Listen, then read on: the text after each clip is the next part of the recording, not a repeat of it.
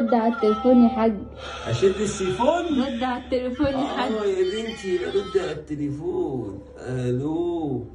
الو. معاك يا جد حسام. معاك حسين لبيب. الو يا ابني، مين معايا؟ حسين زبيب؟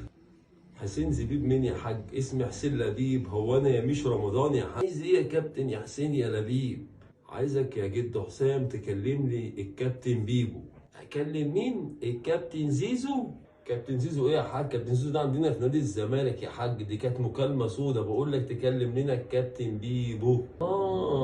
كابتن بيبو. عايز ايه من كابتن بيبو يا اخو؟ يا حاج والنبي يا حاج، وصلنا الكابتن بيبو يلعبنا واحده واحده في لقاء القمه الجاي. عايز ايه يا كابتن يا حسين يا لبيب؟ يخرمكوا على القمه؟ يخرمنا ايه يا حاج على القمه؟ هو احنا بلالين في الشارع؟ بقول لك لعبنا بالراحه في مباراه القمه. لا مؤاخذه يا ابني، العتب على السمع.